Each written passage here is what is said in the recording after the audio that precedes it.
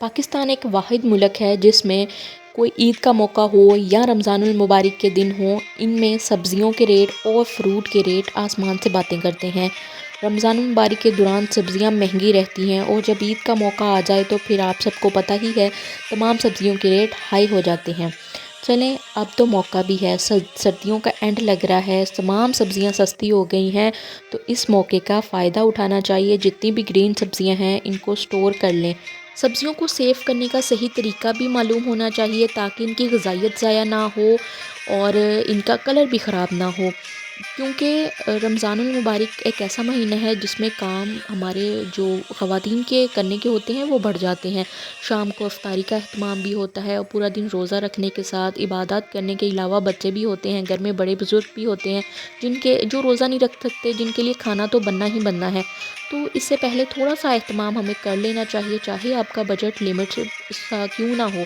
क्योंकि बहुत सारे लोग कहते हैं कि रमज़ान मुबारक खाने-पीने का नाम नहीं है, ये तो इबादत करने का नाम है, इसमें आप लोग ऐसे कर देते हैं। तो देखें, घर में बुज़ुर्ग होते हैं, घर में बच्चे होते हैं, घर में डेली के वही सालन बनने हैं, लेकिन अगर उनकी तैयारी थोड़ी पहले कर ली जाए तो ख़वातीन के लिए आसानी होती है, उनको भी टाइम मिल जाता है इबादत करने का। अपने रमज़ान के जो महीने में उनका अल्लाह से कनेक्शन है वो भी स्ट्रॉन्ग हो सके।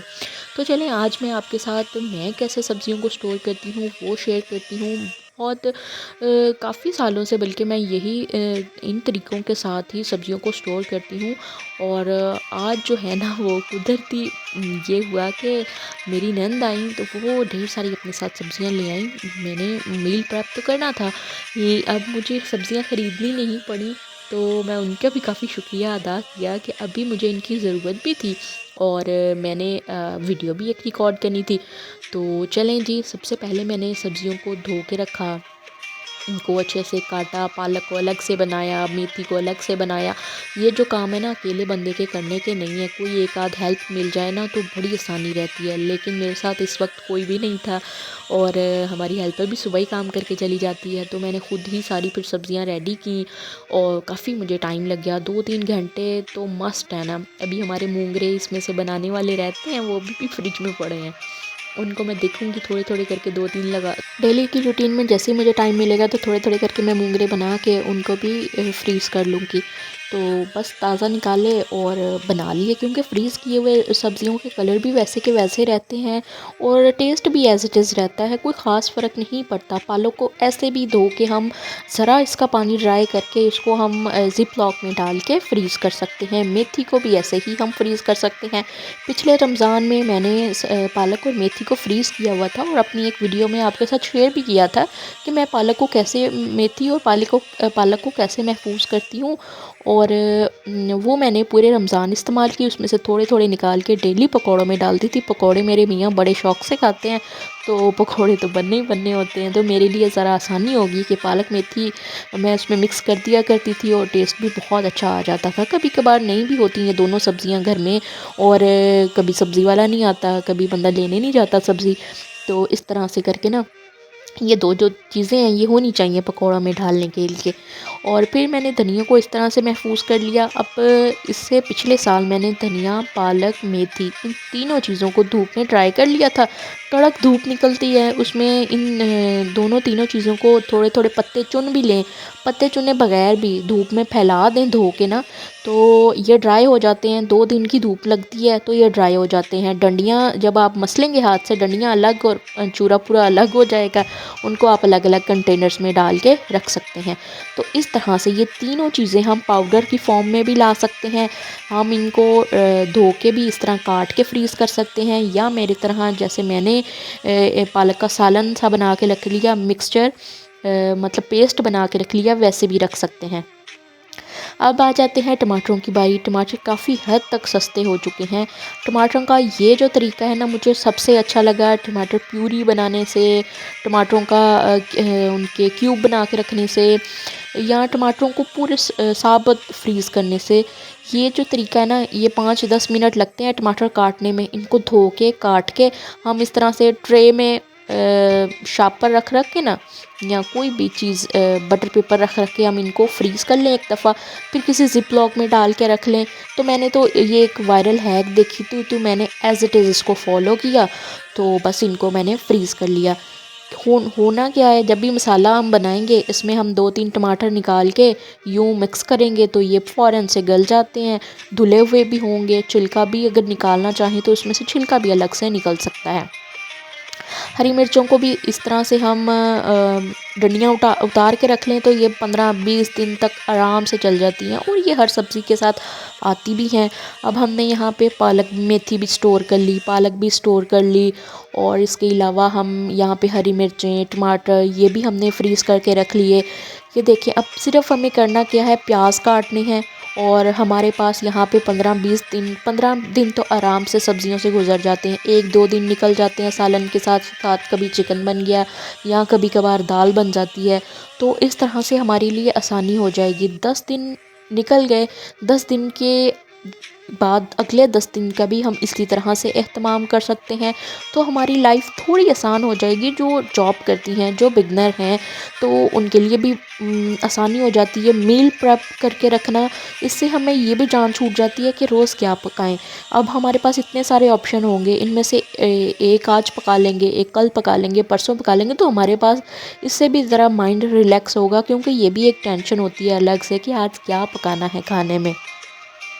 तो इसके अलावा हम जब रोल और समोसे इस तरह से छोटी छोटी चीज़ें और भी फ्रीज़ करके रख लेते हैं, तो हमारी जो डेली की थोड़ी बहुत ये एक होती है ना खेचल, वो भी कम हो जाती है। अब आ जाते हैं चिकन की तरफ। तो चिकन मेरे पास तो कम ही पड़ा था, अभी मैंने मंगवाया नहीं है। तो इसको धोने का तरीका मैं शेयर करती हूँ, जो कि बहुत आसान है। जितना भी आपका चिकन है, आपने बड़े से बर्तन में पानी और सिरका ऐड करके ना चिकन को थोड़ी देर डिप करना है 5 मिनट के लिए। 5 मिनट के बाद आप बगैर हाथ लगाए भी चिकन को धो सकते हैं। सिर्फ आपने इसमें से पानी निकालना है, जितना ब्लड छिछड़े वगैरह सब साफ़। और कोशिश किया करें चिकन बनवाते हुए किसी ऐसे बंदे से बनवाएं जो कि साफ़ सुथरा चिकन मिलता हो ना, जहाँ से, वहाँ से बनवाना चाहिए। रमज़ानुल मुबारक में ख़ास करके ये ज़िप लॉक बैग बहुत इस्तेमाल होते हैं। तो इनको अगर आपने नहीं परचेज़ करना, तो हम घर पे भी ज़िप लॉक बैग बना सकते हैं। तो करना हमने ये है कि हमारे घरों में शापर तो बहुत आते हैं, उन शापरों को हम संभाल के भी रखते हैं, क्योंकि ये बिन में भी यूज़ हो जाते हैं, या वैसे भी कोई ना कोई चीज़ डालने के लिए इस्तेमाल हो तो जाते हैं। तो बैन होने के बावजूद ये ख़त्म नहीं हुए आज तक। तो यहाँ पर मैंने ये देखें, ये मैंने मेरे पास शॉपर थे, इसके अंदर ही मैं अब रोल डालने लगी थी। तो रोल डालने के बाद मैं इनको लॉक करूँगी, ज़िप लॉक करूँगी।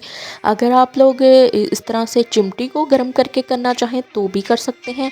अगर आप लोग किसी इस्त्री की मदद से करना चाहें तो भी कर सकते हैं। जैसे हमने सब्ज़ियाँ स्टोर करनी है, तो उसके लिए हम पास में गर्म करके इस्त्री रख लेंगे, और कोई भी ऊपर कपड़ा रख लें, या वो कहते हैं ना एलुमिनियम फॉइल, वो इसके आगे रख के ऊपर से प्रेस फेरते जाएं तो ये फ़ौरन से चिपक जाएंगे। वरना ये चिमटी वाला आइडिया तो बेस्ट है। इससे ना बड़ी आसानी के साथ हम लोग सादा से शापर को ज़िप लॉक बैग में चेंज कर सकते हैं। तो ये थी वो तमाम तैयारी जो कि मैंने रमज़ानुल मुबारक के लिए करके रखी थी। और रूटीन में भी काफ़ी टफ़ रूटीन होती है। बच्चों की माँओं को तो पता ही है कि बच्चों के साथ बच्चों को पढ़ाने के दौरान काफ़ी टफ़ हो जाती है रूटीन।